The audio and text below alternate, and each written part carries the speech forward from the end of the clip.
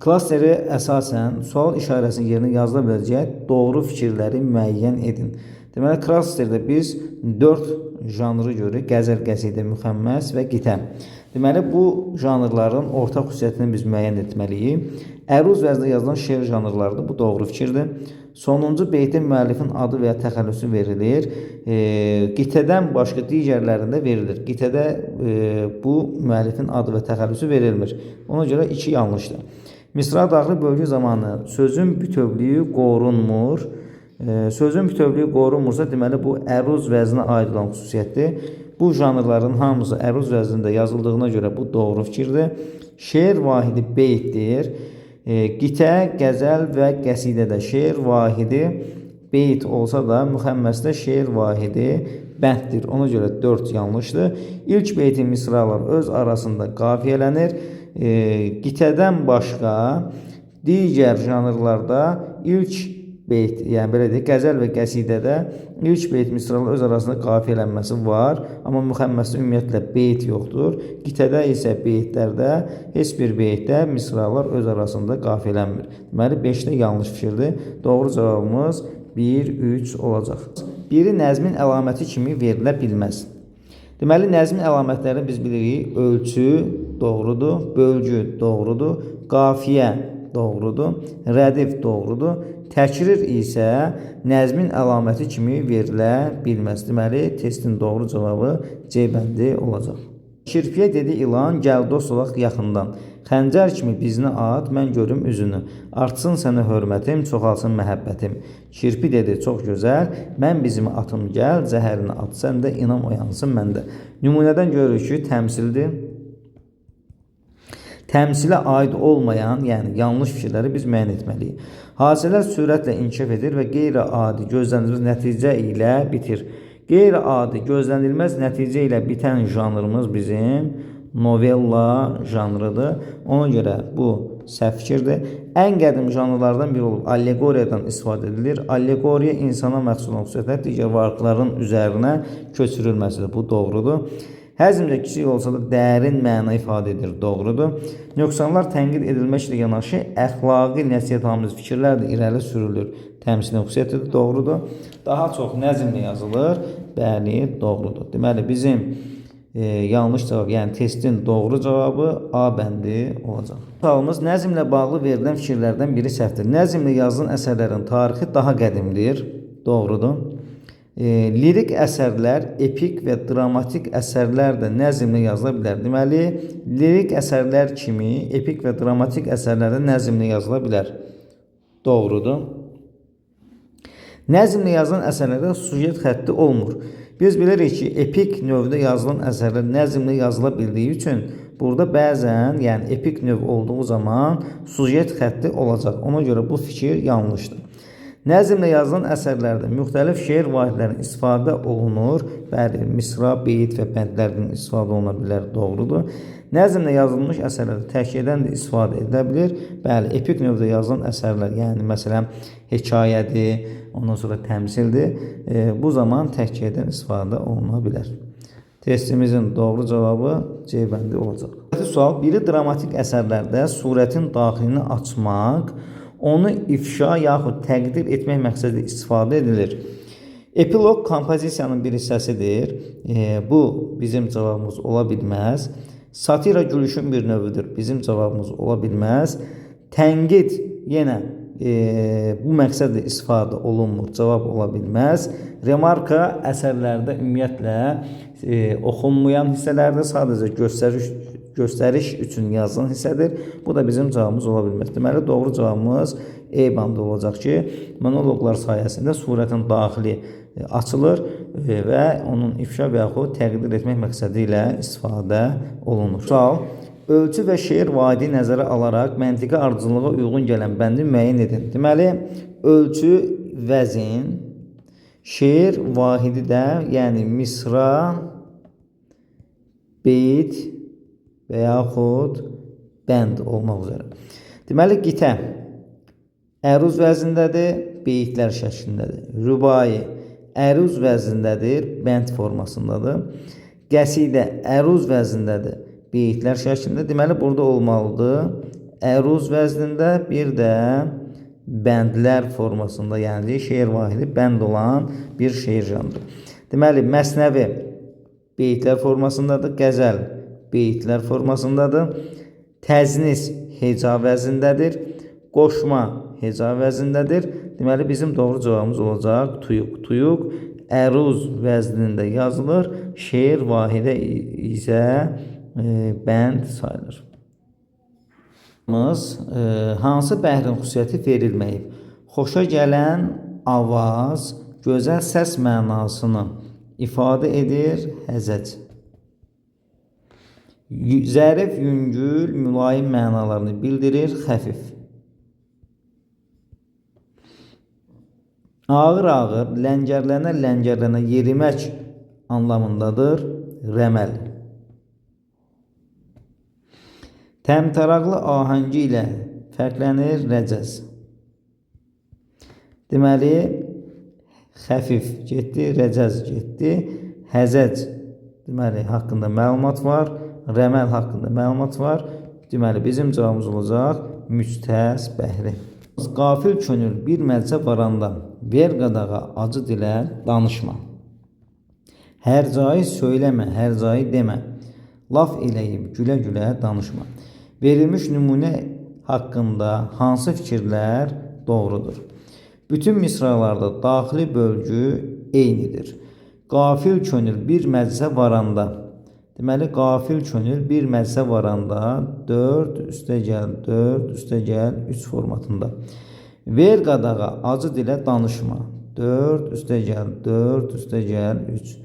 Hər cayı söyləmə, hər cayı demə. 6 + 5. Laf eləyib gülə-gülə danışma. 4 + 3. Deməli, 1 yanlışdır. Aid olduğu janrın ilk bəndidir. Aid olduğu janrın ilk bəndini biz necə müəyyən edirik? Qafiyə əsasən müəyyən edirik. Bunun da qafiyə quruluşu, deməli, birinci A, B formatındadır. Bəli, birinci aid olduğu janrın ilk bəndi ola bilər. Misralarda hecaların sayının bərabər olması əsasdır. Heca vəznində yazıldığı üçün misralarda hecaların sayının bərabər olması əsasdır. Doğrudur. Qafiyə quruluşu A, B, A şəklindədir. Yanlışdır. Çünki qafiyə quruluşu A, B şəklindədir. Testin doğru cavabı B bəndi 2-3 olacaq. Fikirlərdən biri düzgündür. Nəsirdə də nəzm kimi sözlər xüsusi qaydaya uyğun nizamla düzülür. Bu yanlışdır. Nəsrlə yazılan əsərlərdə inversiyaya rast gəlinmir. Bu da yanlışdır. Çünki inversiya ola bilər. Nəsrlə yazılan əsərlərdə fikir, misra, beyt və bəndlər də ifadə olunur. Yanlışdır. Bu nəzmin əlamətləridir. Nəsrdə sözlər dilin qrammatik tələbinə uyğun şəkildə sıralanır. Bəli, bu doğru fikirdir. Ölçü nəsrin əsas əlamətlərindən biridir. Yanlışdır. Çünki ölçü nəzmin əsas əlamətlərindən biridir. Testin doğru cavabı D bəndi olacaq. Sual cədvəldə olan uyğunsuzluğu müəyyən edin. Hadisələrin baş vermə şəraiti, mühiti haqqında məlumat verilir. Bəli, ekspozisiya hissəsində hadisələrin baş vermə şəraiti, mühiti haqqında məlumat verilir. Bu doğrudur. Hadisələrin inkişafında maneə, düyün yarandığını göstərir. Zavyaska, bu da doğru fikirdir. Həyat hadisələrinin bir-biri ilə əlaqələndirilməsi və bir sistemdə qurulmasıdır. Bu sujet yox, bu kompozisiyadır. Deməli, bu yanlışdır. Əsərin yaxud fəsillərin əvvəlində verilir epiqraf, doğrudur. Ölkə, məkan, yer mənalarını bildirir. Peyzaj, doğrudur. Testimizin düzgün cavabı C bəndi.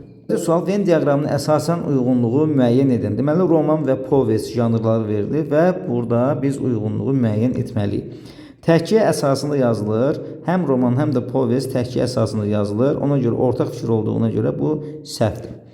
Kompozisiya cəhətdən daha mürəkkəb olur. Bəli, roman povestə nisbətən kompozisiya cəhətdən daha mürəkkəb olur. Bu doğru fikirdir. Həyatı əks etdirmə üsuluna görə eynidir. Həyatı əks etdirmə üsuluna görə hər ikisi epik növ olduğuna görə bu doğrudur. Həm nəsrlə, həm də nəzmlə yazılır. Roman nəzmlə yazılsa da, povest nəzmlə yazıla bilmir. Ona görə 4 yanlışdır. Bəzən böyük hekayə adlanır. Povestdə bəli, biz bəzən böyük hekayə deyirik. Bu doğrudur. 6. Yalnız nəzmlə yazılır. Nəzmlə yox, nəsrlə yazılır. Bu yanlışdır. Testimizin doğru cavabı 2, 3, 5, yəni C bəndi olacaq. Dramatik növ haqqında verilənlərdən yanlış olanları müəyyən edin.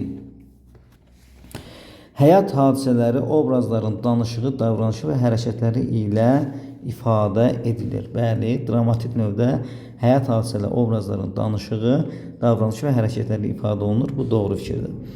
Bu növdə yazılan əsərlərdə hadisələrin, insanların, təbiətin təsvirinə geniş yer verilir. Xeyr. Bu dramatik əsərlərdə ümumiyyətlə müəllifin hadisələrə müdaxilə etməsi yol verilməzdi. Ona görə 2 yanlışdır. Həm nəzmlə, həm də nəsrlə yazıla bilər. Bəli, dram əsərlərində buna rast gəlinir. 3 doğrudur. Dram əsərlərinin mətni monoloq və dialoq olmaqla 2 hissəyə ayrılır. Burada yanlışlıq var. Çünki dram əsərlərinin mətni remarka, bir də personajların danışığı olmaq üzərə 2 yerə ayrılır.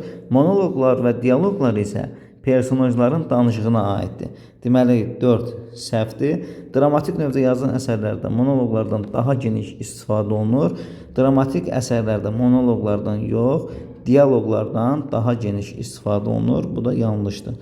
Testimizin doğru cavabı 2, 4, 5 B bəndi olacaqdır. Deməli burada AA, BA, CA, CA qafiyə sistemini klassik şeirin aşağıdakı hansı janrına aid etmək olar?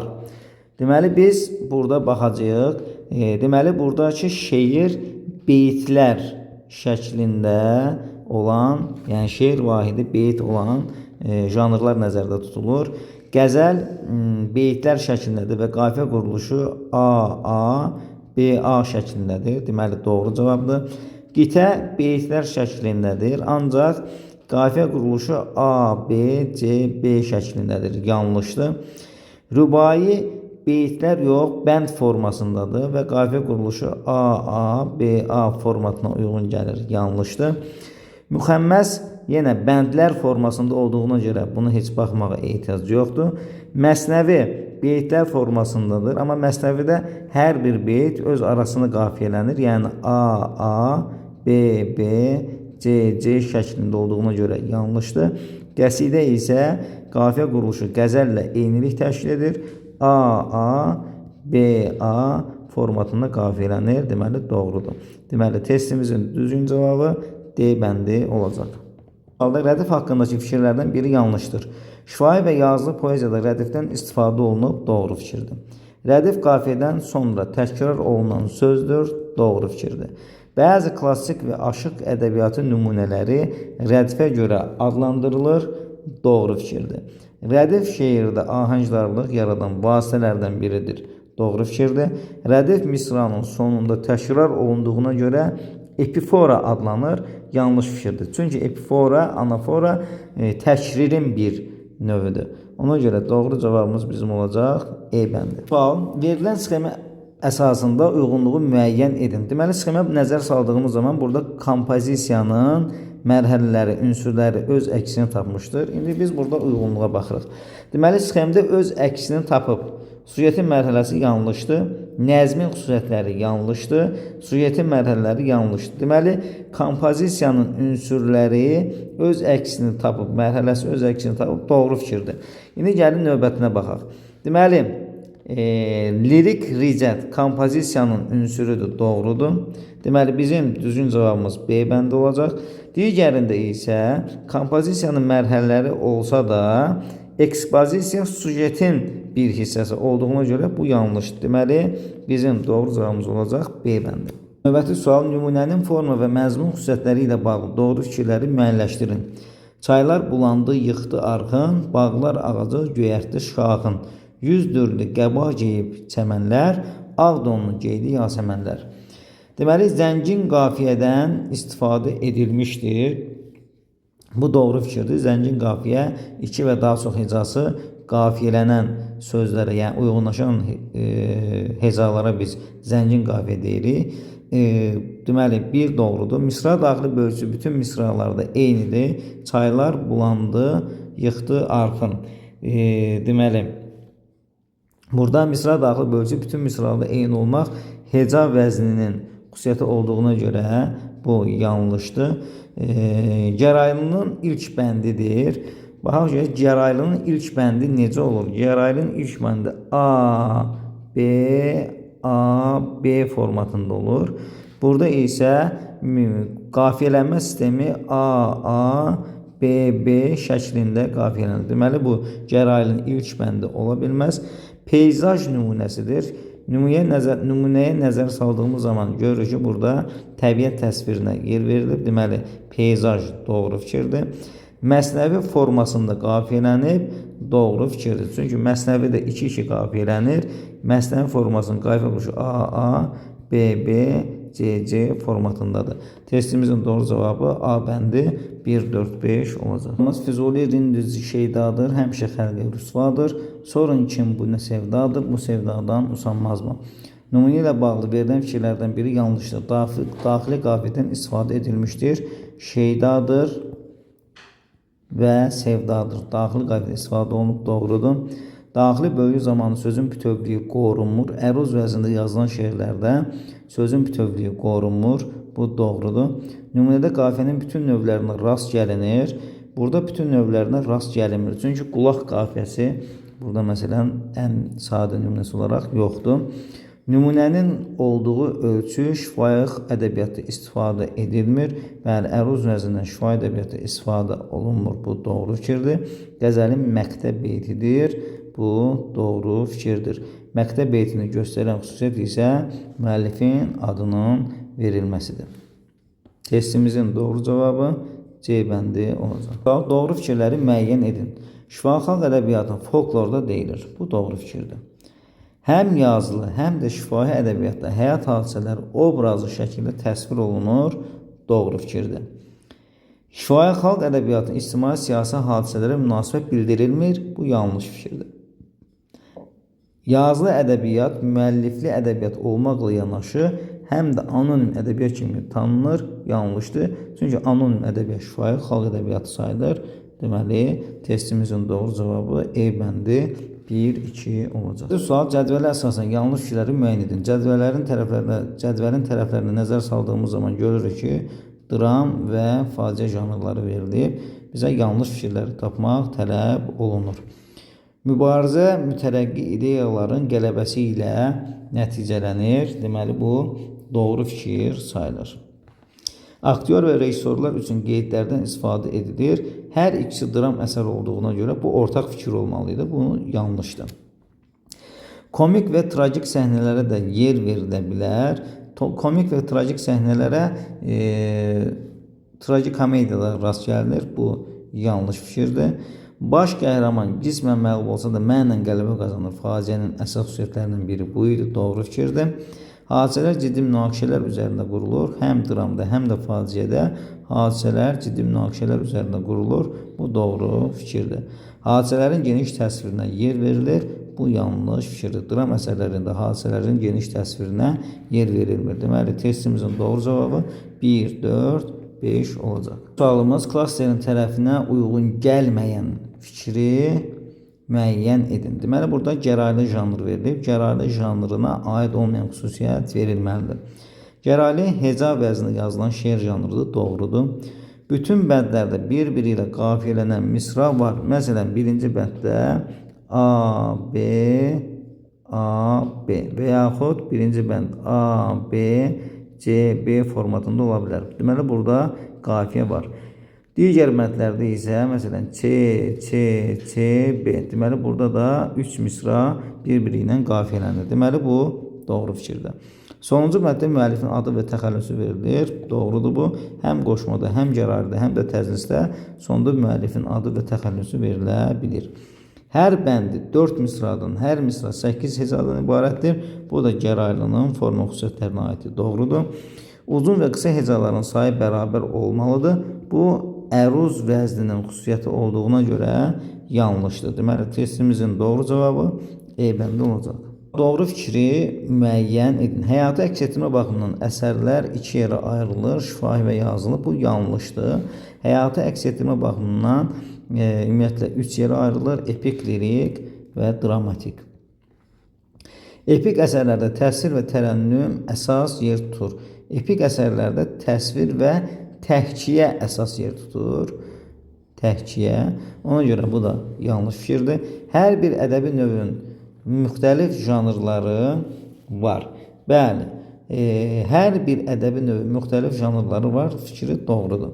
Lirik əsərlərdə təhkiyə yox, tərənnüm əsas sayılır. Bu yanlışdır.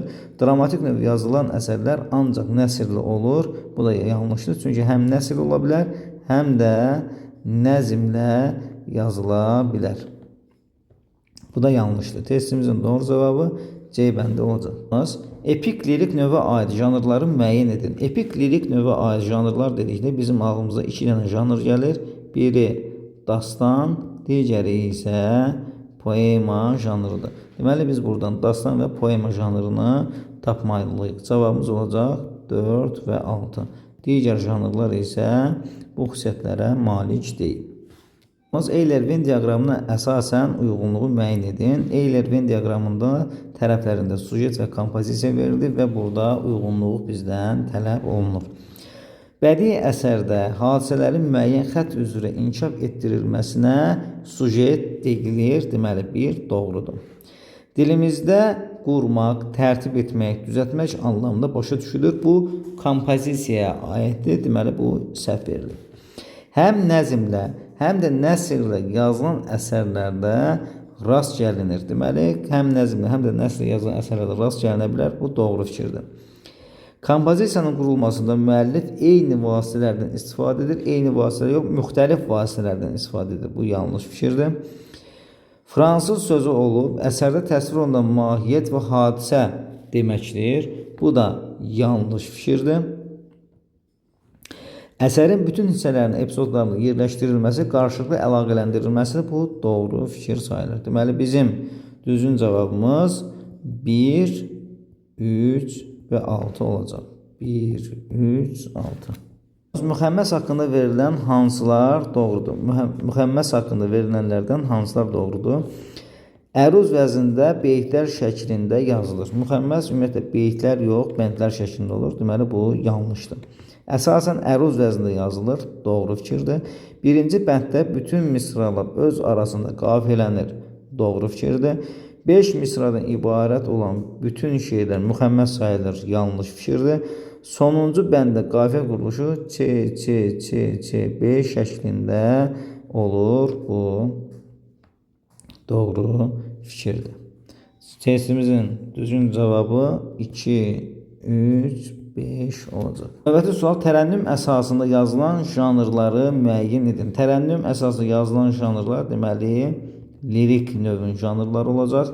Deməli, bura daxildir qoşma, bura daxildir təcnis, bura daxildir qəzəl. Hekayə epikdir, povest epikdir, roman epikdir. Cavabımız olacaq 1, deməli 3 və 4. Uyğunluğu müəyyən edin. Deməli, cədvəldə sərbəst şeir və heca vəzni verilir və burada biz uyğunlaşdırma aparmalıyıq. Misralarda hecaların sayının bərabər olması əsas tələbdir. Bu heca vəzninin tələbidir. Deməli, 2-yə uyğun gələcək A. Son dövrlərdə meydana gəlmişdir. Sərbəst şeir son dövrlərdə meydana gəlib. Bu B, 1-ə daxildir. Qafiyənin müxtəlif növlərindən istifadə edilə bilər. Qafiyənin müxtəlif növlərindən istifadə oluna bilər. Hər ikisinə aiddir. C, ortaq xüsusiyyətdir. Misralardakı sözlər səpələnmiş formada olur. Bu, səpkili şeir, sərbəst şeir olduğuna görə biz D-ni 1-ə aid edəcəyik. Bölgü bütöv söz prinsipinə əsaslanır. Bu da heca vəzninin xüsusiyyətlərindən sayılır. Deməli, doğru cavabımız olacaq 1, B, D, 2, A, E, 3, C. Mətnin çərçivə daxilində verilmiş hissəsinə əsasən cədvəli tamam. Biz burada mətnin çərçivə hissəsinə nəzər yetirək. Mənim bu sözüm ona cəsarət verdi. Özünə xam məclis tapmış hoqqabazlar kimi sevinə-sevinə danışdı. Böyük bir müqəddimə ilə başladı. Sizləri görəndə, sizin kimi irəli gedən cavanları görəndə elə bilirəm ki, öz oğlunu, öz kiçik qardaşımı görürəm. Qardaş oğlunun canına and olsun, sənin canına yalandan and içmərəm. Sənin kimi müəllimləri görəndə ürəyim dağlar boyda böyüyür. Çünki görürəm, siz mədəniyyət barəsində, maarif barəsində, elm, ürfan barəsində doğrudan da yaxşı çalışırsınız. Hal olsun hökumətin sizə verdiyi çörək. Hal olsun sizə çəkilən zəhmət. Deməli, biz bu hissələrə nəzər saldığımız zaman buradan bizdən tələb olunur ki, mətndə bədii təsir və ifadə vasitələrini müəyyən edək. İndi biz yenə mətnə nəzər salırıq. Deməli, həmin hissədə xam məclis, məsələn bu epitet, hoqqabazlar kimi sevinə-sevinə danışdı. Burada təşbihdən istifadə olunub. Sonda isə hal olsun hökumətə sizə verdiyi çörək. Burada məsələn inversiya nəzərdə tutulub. Yəni burada biz bu bədii təsir və ifadə vasitələrini cədvələ daxil edib testimizi tamamlaya bilərik. Deməli, ora biz yaza bilərik epitet, ora yaza bilərik biz təşbih, ora yaza bilərik biz inversiya və həmin hissələri mətndən qarşısına nümunələrini göstərməkdir. Məsələn, ora yazarıq xam məclis. Təşbiyə hoqqabazlar kimi başladı danışmağa. Hoqqabazlar kimi danışmağa başladı.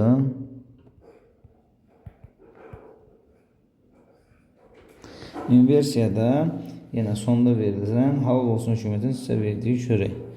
Məsələn, halal olsun hökumətin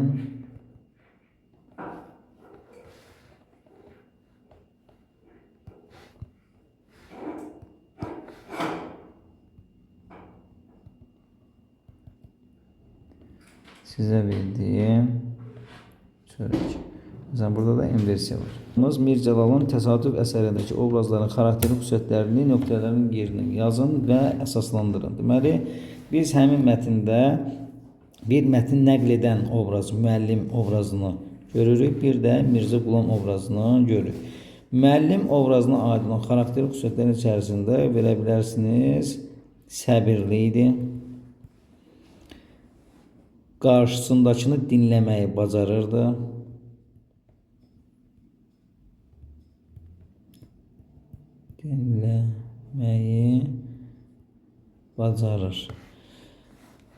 bacaran daha doğrusu.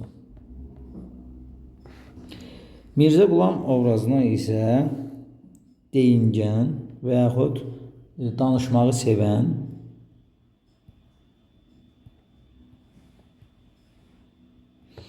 digər mətnin hadisələrin gedişatında isə biz görürük ki, Mirzə Qulam obrazı eyni zamanda yaltaq kimi qiymətləndirilə bilər və yaxud riyakar.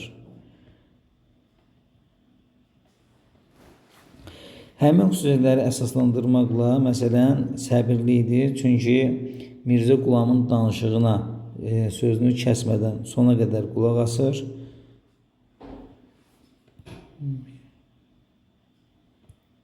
Qulama səbirlə qulaq asır və yaxud Mirzə Qulamı dinləyir. Mirzə Qulam isə danışmağı sevən, orada onun ikiyüzlüyünü göstərən xüsusiyyətlərdə kimi verilə bilər. Məsələn, gedişatında sizləri görəndə sizin kimi irəli gedən cavanları görəndə elə bilirəm ki, öz oğlumu, öz ki qardaşımı görürəm. Qardaş oğlunun canına and olsun, sənin canına yalandan and içmərəm. Sənin kimi müəllimi görəndə ürəyim dağlar boyda böyüyür. Çünki görürəm, siz mədəniyyət barəsində, maarif barəsində, elm, ürfan barəsində doğrudan da yaxşı çalışırsınız. Hal olsun hökumətin sizə verdiyi çörək, hal olsun sizə çəkilən zəhmət. Yəni, hər hansı bir mətndən uyğun nümunəni yazmaq olar. Deməli, təsadüf mətnindən biz təsadüf mətni əsasında biz bu cədvəli tamamlayırıq. Növbəti sualımız yenə təsadüf mətni əsasında yazılır. Verilən nümunə əsasında cədvəli tamamlayın. Deməli, təsadüf mətni həyatı əks etdirmə baxımından epik növdür. Çünki sujet xətti var, müəyyən hadisə təsvir olunub.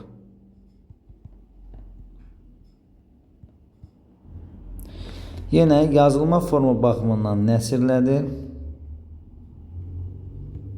Çünki cümlələr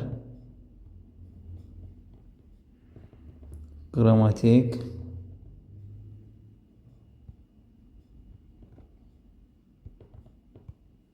qaydalara əsasən sıralanıb.